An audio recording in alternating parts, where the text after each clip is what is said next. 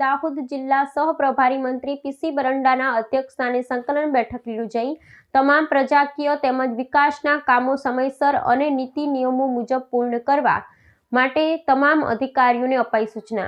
Dahod collector કચેરી ખાતે આદિજાતિ વિકાસ, અન્ન નાગરિક પુરવઠા અને ગ્રાહકોની બાબતોના રાજ્ય કક્ષાના મંત્રી તેમજ દાહોદ જિલ્લાના સહપ્રભારી મંત્રી પીસી બરંડાના અધ્યક્ષસ્થાને જિલ્લા સંકલન બેઠક યોજાઈ હતી। આ નિમિત્તે કલેક્ટર યોગેશ નિરગુડે દાહોદ જિલ્લા તેમજ દાહોદ જિલ્લાના વિવિધ વિભાગોના કામગીરી વિશે સહપ્રભારી મંત્રીને પ્રાથમિક માહિતી આપી હતી। આ દરમિયાન સંકલનના વિવિધ પ્રજાલક્ષી પ્રશ્નો રજૂ કરવામાં આવ્યા હતા, જેમાં આરોગ્યલક્ષી, નેશનલ હાઈવે પર જંગલ કટિંગ, રસ્તા દબાણ બાબત જેવા પ્રશ્નો રજૂ કરવામાં આવ્યા હતા। એ સાથે આયોજનના કામો, એટીબીટીના કામો, વિકેન્દ્રિત તાલુકા કક્ષાની પ્રોત્સાહક જોગવાઈ, પ્રાથમિક મંજૂરી, એમએલએ ફંડ, નગરપાલિકા જોગવાઈ, નાણાકીય કામો અંગેની તાલુકા મુજબ માહિતી રજૂ કરવામાં આવી હતી। આ અન્વયે સહપ્રભારી મંત્રી પીસી બરંડાએ રજૂ કરેલ સમગ્ર માહિતીની સમીક્ષા કરી હતી।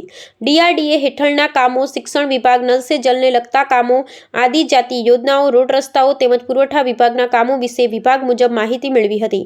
એ સાથે સૌ અધિકારીઓને પ્રજાકીય કામોને, વિકાસના કામોને સમયસર, ઝડપથી તેમજ નીતિ નિયમોમાં રહી પૂર્ણ કરવાની સૂચના આપવાની સાથે માર્ગદર્શન આપ્યું હતું। સાથે જ તેમણે વધુમાં જે તે વર્ષની કામગીરી તે જ વર્ષમાં પૂર્ણ થાય એ મુજબ આપસી સંકલન થકી કામગીરી કરવા જણાવ્યું હતું।